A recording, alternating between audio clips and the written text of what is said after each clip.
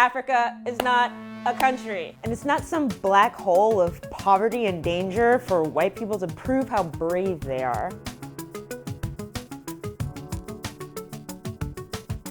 It's happened again. Following in the tradition of Louise Linton and Joseph Conrad, another white person has written a quintessentially colonialist travelogue, recounting their courageous journey through dark, exotic Africa. But this time, it was published in the New York Times. It was written by a Harvard professor, and it's 2017. Here's the rundown. Maya Jasanoff is a history professor at Harvard. She's now working on a book about Joseph Conrad, author of the 1899 colonialist classic, Heart of Darkness. She decided to reenact Conrad's boat trip down the Congo River. Unfortunately, Jasanoff's essay turned out to be a perfect example of what former Africa correspondent Howard French calls ooga booga journalism. She opens with a grotesque description of smoked monkeys impaled on a stick. Jasanoff also says the Belgian king Leopold II, who ruled over Congo until 1908, had a, quote, self-described mission of promoting progress in civilization, free trade,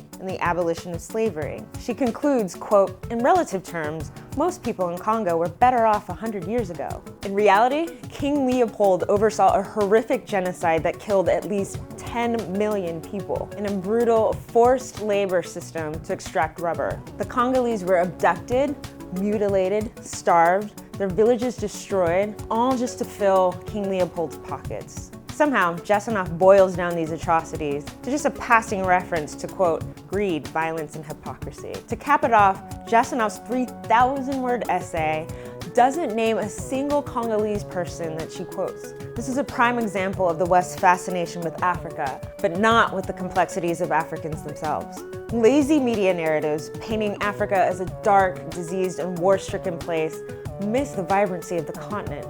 It misses the progress that African nations have made economically and politically. Africans are perfectly capable of telling their own stories. Take the 2006 essay, How to Write About Africa, by Kenyan author Binyavanga Wanena. In the satire, he says, sarcastically, make sure you show how Africans eat things no other humans eat. Monkey brain is an African's cuisine of choice. What do you know? Jasanoff did exactly that. Lazy narratives about Africa can lead to lazy policy about Africa. And ultimately, continuing to look at Africa through a colonial, white savior viewpoint dehumanizes Africans. Jasanoff and the New York Times could have saved themselves from this wahala and backlash if they had taken the time to listen to Africans, to understand that Joseph Conrad's colonial gaze should be left in the past where it belongs.